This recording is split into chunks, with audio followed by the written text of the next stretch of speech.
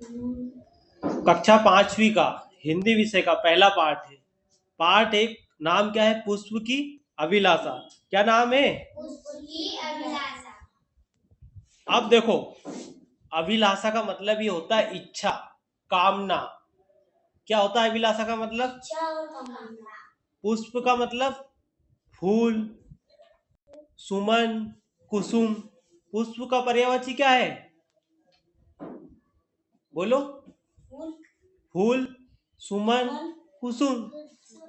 चलो, अभिलाषा का मतलब क्या होता है बच्चों? बताओ, अभिलाषा का मतलब क्या होता है? बताओ क्या होता है अभिलाषा का मतलब?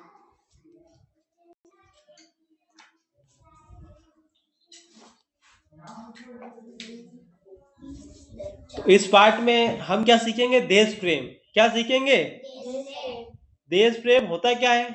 देश प्रेम का मतलब ये होता है कि हम अपने देश से कितना प्यार करते हैं, मतलब देश के लिए क्या हम अपना बलिदान देते हैं क्या, ये देश प्रेम होता है। जैसे देश के सैनिक देते ना देश के लिए जान। देश के सच्चे हीरो कौन है? कौन है? Very good. त्याग का मतलब ये होता है कि हम अपनी किसी चीज किसी दूसरे को दे दे, उसको क्या बोलेंगे हम? त्याग। कैसे? सुनना, जैसे एक रोटी अपने पास में क्या है?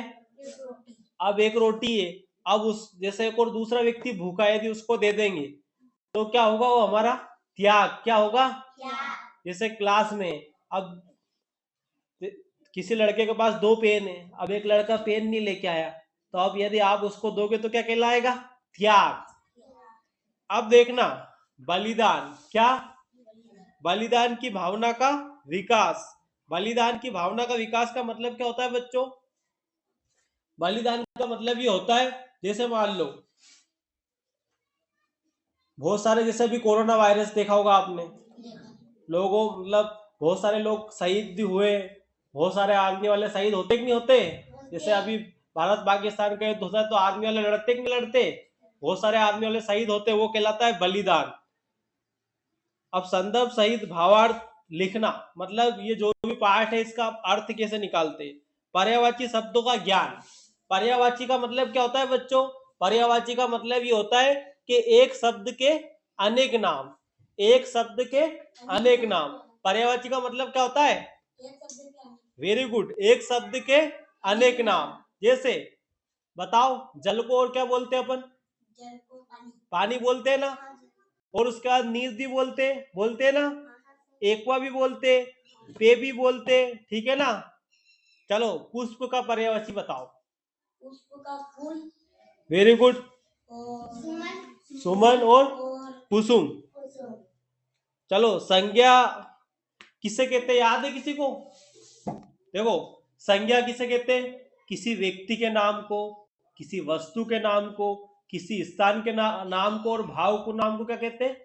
संज्ञा कहते हैं। क्या कहते हैं? किसको बोलते हैं संज्ञा? किसी व्यक्ति के नाम को, किसी वस्तु के नाम को, किसी स्थान के नाम को और भाव के नाम को। भाव के नाम को कैसे? जैसे मान लो कोई व्यक्ति हंस रहा है, रो रहा है, खुशी हो रहा है, दुख हो रहा है, कोई गुस्सा कर रहा है, कोई क्रोध कर रहा है, ये क्या है? सभी भाव है। क्या है? भाव। अब एक विद्यार्थी है, चोरी कर रहा है, तो टीचर क्या करेगा? उसको डांट लगाएगा। और एक विद्यार्थी अच्छा पढ़ रहा है तो उसको क्या करेगा? टीचर प्यार करेगा, पुरस्कार देगा। ठीक है ना। संज्ञा पता है किसे कहते हैं? किसी व्यक्ति के नाम को, किसी वस्तु के नाम को, किसी स्थान के नाम को और भाव के नाम को क्या कहते हैं? संज्ञा। क्या कहते हैं? व्यक्ति का मतलब समझते हो? जैसे जितने भी, जैसे राम है, श्याम है, सोहन है, मोहन है, रोहन है, ठीक है ना, प्रीति है, रीति है, ठीक है ना, मधु है, नेहा है, स्नेहा है, ठीक है ना, मन्नू है, ये सभी क्या है बच्चों? संज्ञा। क्या है? अब देखो, वस्तु। वस्तु, बोर्ड, टेबल, बुक, ठीक है ना, दरवाजा, पेन, पेंसिल, कुर्सी, वेरी गुड, पंखा, ये सभी क्या है बच्चों? वस्तु है। Very good. चलो, स्थान बताओ। स्थान, जैसे आपके गांव का क्या नाम है? खंडवा है, खाचरोद है, ठीक है ना, उज्जैन है, जितने भी बटलावदी है, ठीक है ना। तलेन है, पचोर है, इकलेरा है, सारंगपुर है, भुआसा है, कनवास है, ये सभी क्या है, क्या है ये सभी, वेरी गुड, ये सभी क्या है, संज्ञा है, क्या है। अब एक चीज और बताओ, भाव, जैसे हंसना, रोना, गाना, खुश होना, ठीक है ना, डांटना, ये सब क्या है बच्चों, भाव भाव, वेरी गुड। क्रिया किसे कहते हैं, किसी भी काम का करना या होना पाया जाता है उसे क्या कहते हैं, जो पेड़ पौधे को पानी वेरी डालते हैं गुड, उनको, और जो पढ़ा था उनको वेरी गुड। जैसे मान लो अब तुम पढ़ रहे हो तो ये भी क्रिया है, कोई व्यक्ति खाना खा रहा है तो खाना क्या है, क्रिया है। साइकिल चलाना क्या है, क्रिया है, वेरी गुड। जैसे मान लो मैं पौधों में पानी डाल रहा हूं तो डालना क्या है, क्रिया। मैंने बोला जा बेटा ताला लगा दे, तो ताला लगाना क्या है, क्रिया।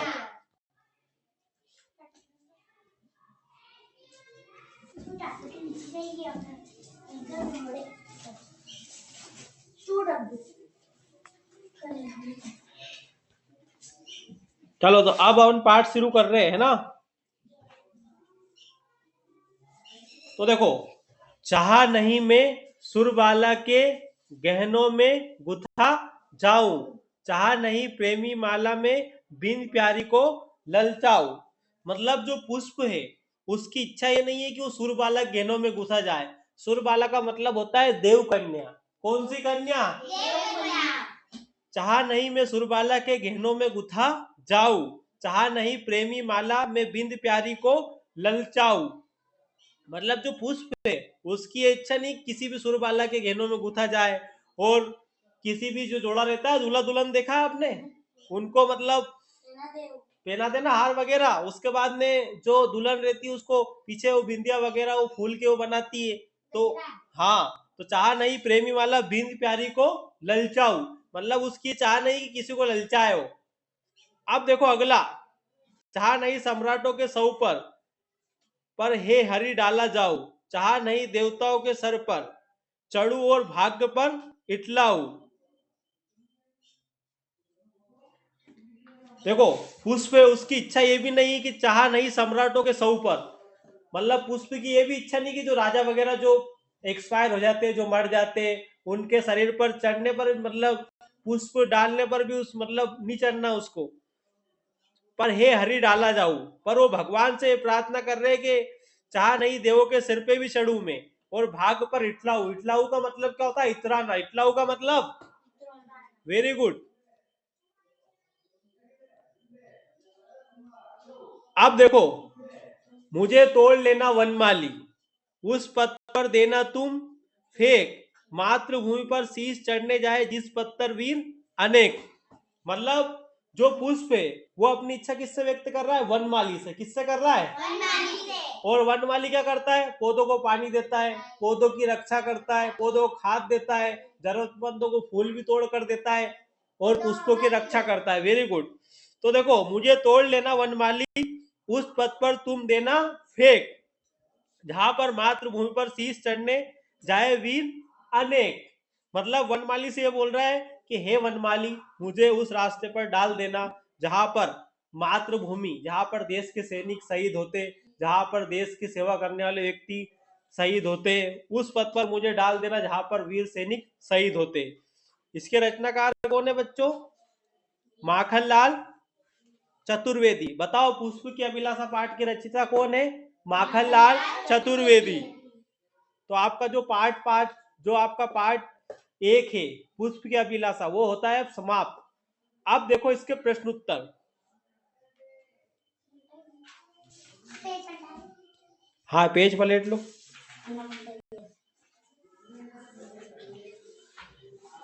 देखो सबसे पहले मीनिंग देखते हैं अपन, क्या देखते हैं, तो देखो निम्नलिखित शब्दों का अर्थ सब कोश से खोजकर लिखिए। सुरबाला का मतलब क्या होता है, देव कन्या। सुरबाला का मतलब देव कन्या। और पथ का मतलब रास्ता, मार्ग, पगडंडी। बिंद का मतलब बांधना, बिंद का मतलब बांधना। शीश का मतलब सिर, माथा, मस्तिष्क, इसको क्या बोलते हैं, शीश क्या बोलते हैं। सम्राट का मतलब राजा, सम्राट का मतलब राजा। और सौ का मतलब होता है मृत शरीर, सौ का मतलब, इटलाना का मतलब गर्व करना, इटलाना का मतलब वेरी गुड। अब देखते हैं इसके प्रश्न उत्तर। निम्नलिखित प्रश्नों के उत्तर दीजिए। पहला प्रश्न, देवों के सर पर चढ़ने के बाद पुष्प कौन से भक्त व्यक्त कर रहा है? तो भैया देवों के सर पर चढ़ने के बाद पुष्प क्या बोल रहा है कि मुझे देवों के सर पर नहीं चढ़ना है और ना ही मेरे भाग पर इटलाना है। मुझे कहां पर चढ़ना है? जहां पर देश के लिए सैनिक शहीद होते, जहां पर देश की सेवा वाले लोग शहीद होते, उस पद पर मुझे डाल देना वनमाली। अगला देखो, पुष्प वनमाली से क्या कह रहा है बच्चों?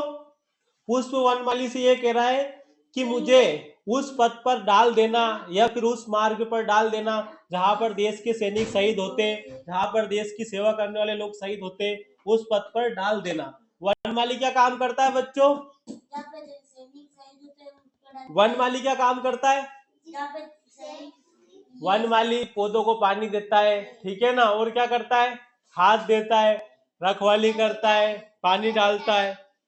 बताओ, पुष्प अपनी राष्ट्रीय भावना किस प्रकार व्यक्त कर रहा है? पुष्प अपनी राष्ट्रीय भावना इस प्रकार व्यक्त कर रहा है कि हे वनमाली, मुझे उस रास्ते पर डाल देना जहां पर देश के लिए सैनिक शहीद होते, जहां पर देश की सेवा करने वाले लोग शहीद होते, जहां पर समाज के लोग सेवा करने वाले लोग शहीद होते, ठीक है ना।